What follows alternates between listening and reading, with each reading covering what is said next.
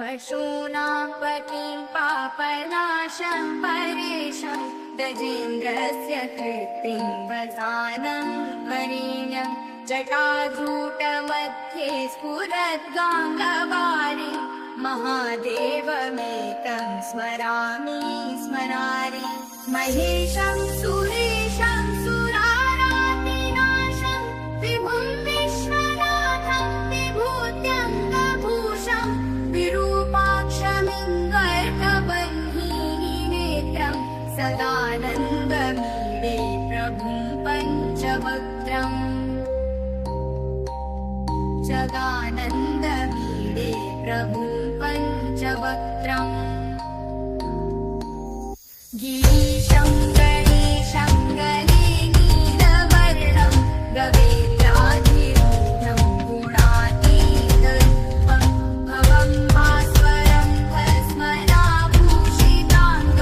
भवानीकलत्रं भजे पञ्चवक्त्रं शिवाकान्तशम्भो शशाकान्धमौले महेशानशूले गदाधूर्णधारि त्वमेको जगद्व्यापको विश्वरूप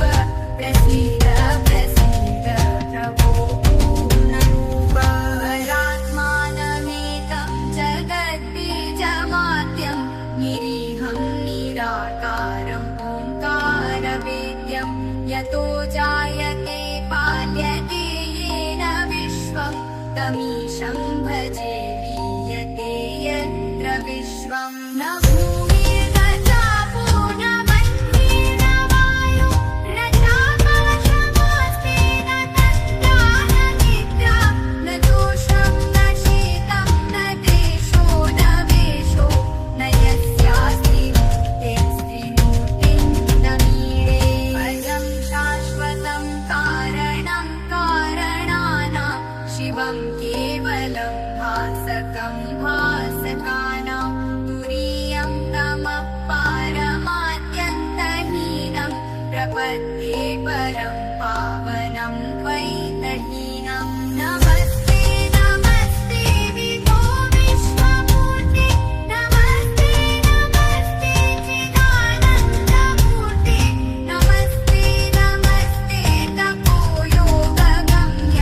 नमस्ते नमस्ते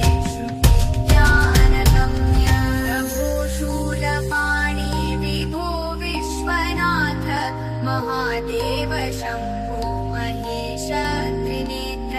शिवाकन्त शान्त स्मरारे पुरारे त्वदन्यो वरेण्यो न मान्यो न गण्यः